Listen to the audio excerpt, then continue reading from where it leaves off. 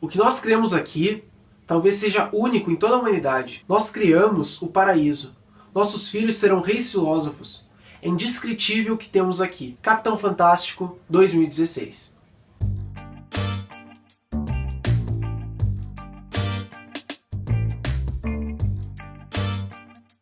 E aí pessoal, mais um vídeo do canal. Hoje a gente vai falar sobre Capitão Fantástico, um filme que ganhou muito destaque por falar sobre sociedade, civilização e tal. E a gente quer trazer justamente esses pontos, né? Após ver o filme, isso fica muito na nossa cabeça. A complexidade do ser humano, de viver em sociedade, né? A questão da civilização, até de uma questão tribal que o filme mostra. A gente vai discutir um pouquinho isso. Para começar, pra gente ser humano, a gente já tem algumas prerrogativas que os outros não têm, e por isso que a nossa vida parece tão mais complexa, né? Fazemos leis, arte, ciência, e isso faz com que a subjetividade e a objetividade estejam sempre em luta nas nossas relações. O segundo historiador, Hobsbawm, no final do século XIX, a gente tem uma outra situação da sociologia.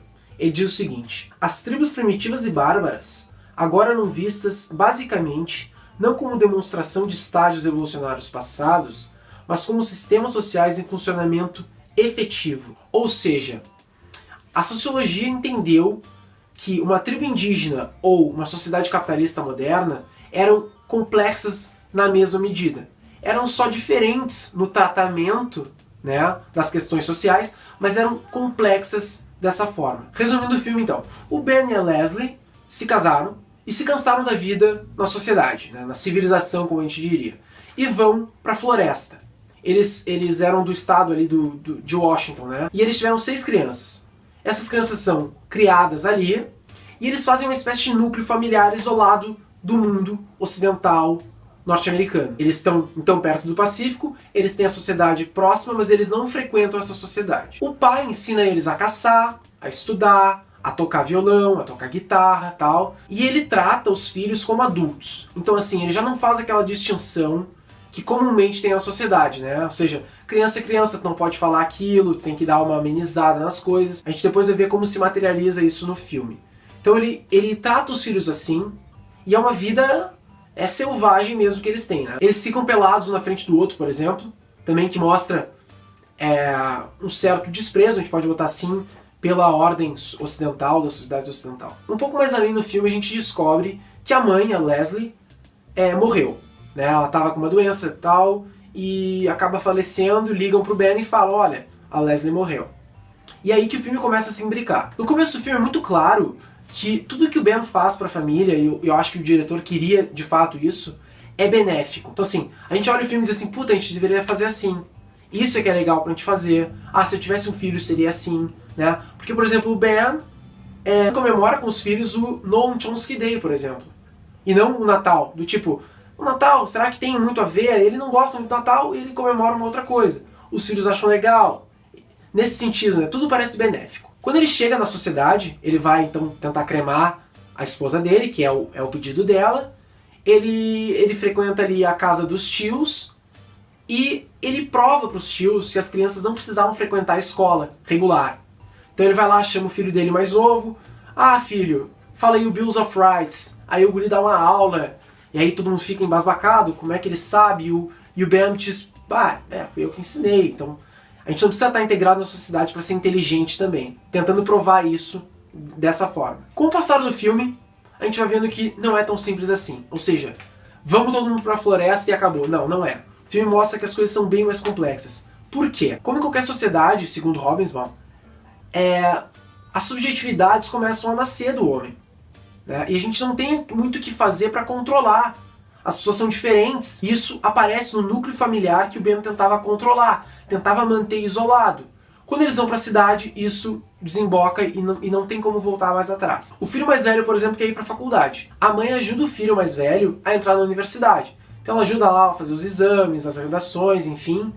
E o filho consegue. O filho mostra pro pai, ele diz pro pai assim, pai, ele toca as cartas na mesa assim uma hora. Ele tá meio chateado porque ele pediu uma guria em casamento. E lembrando que eles já estão na sociedade, a guria não entendeu o pedido que ele fez, é muito esdrúxulo, né? Ele não tá acostumado a viver em sociedade. E aí o pai diz assim, tá, mas por que tu quer entrar na universidade? Tu sabe tudo. E o guri diz assim, não, eu sei tudo que tem nos livros. E a gente pode entender isso como eu quero aprender a viver em sociedade, né? Porque ele também sabe a parte prática. Ele caça, ele faz alpinismo com o pai.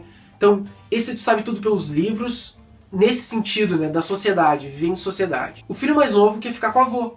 Ele olha o avô, o filho mais novo tem uma birra com o pai, porque ele acha, de novo, subjetividades vindo, né?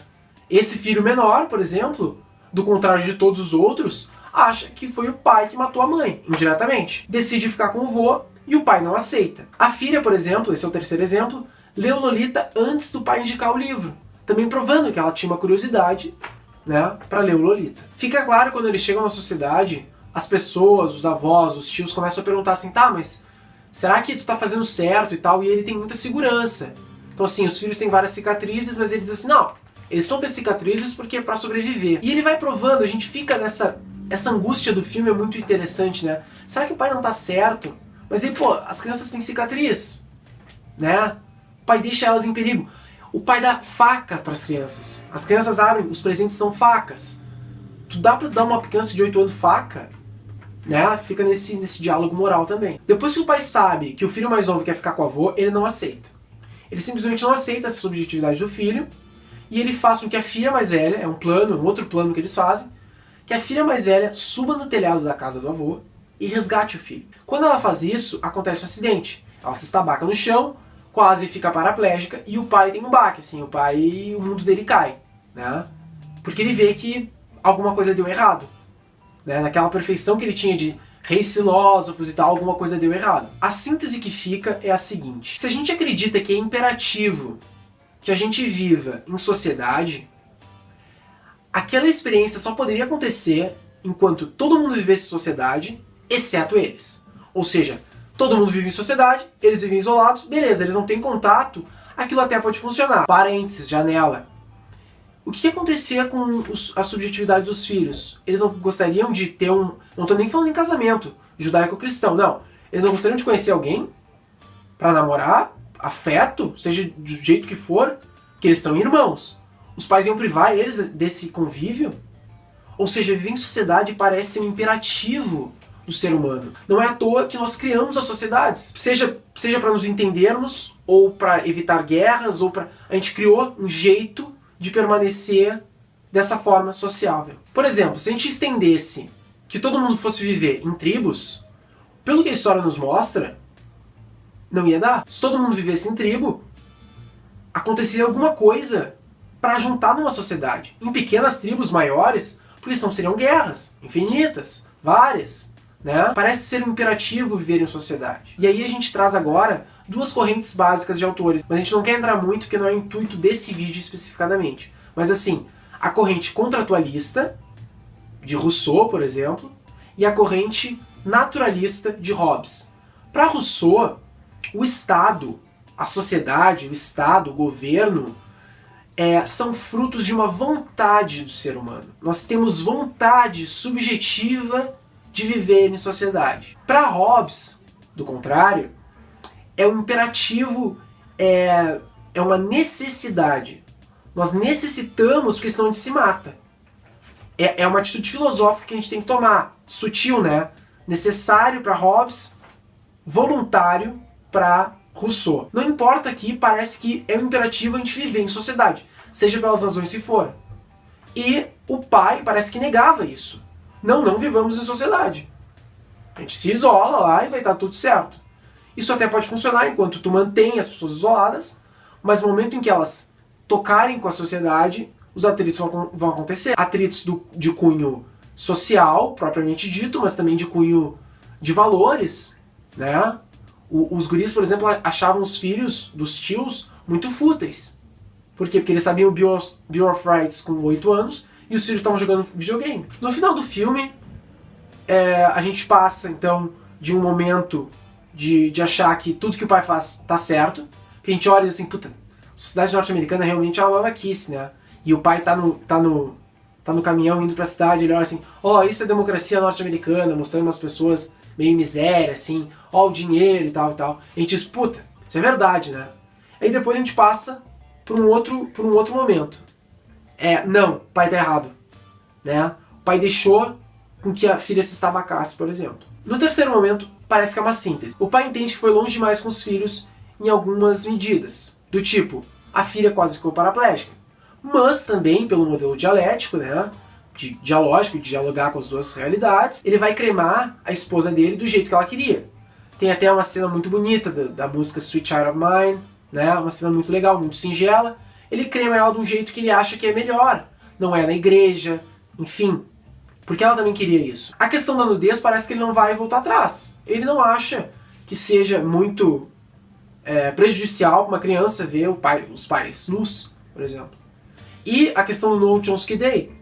Sabe que tem problema fazer o dia do Noam Chomsky? Se tu acha que ele é um grande intelectual, eu acho que não tem, né? Agora, a escola é um lugar para sociabilizar. Ou seja, os filhos também têm que frequentar a escola regular. Então ele faz esse jogo, né, entre o que ele quer, o que ele acha que é ideal e o que ele pode fazer com a realidade. Concluindo, o contato social heterogêneo que as sociedades proporcionam, sendo imperativo, é essencial para o convívio, né? E o pai percebe isso e as crianças também. A gente só pode aceitar as diferenças se a gente conhece as diferenças, né? Também viver isolado é um problema e o filme mostra isso. Então é isso, pessoal. Quem gostou do vídeo, curte o canal, fiquem com o Drummond e até a próxima.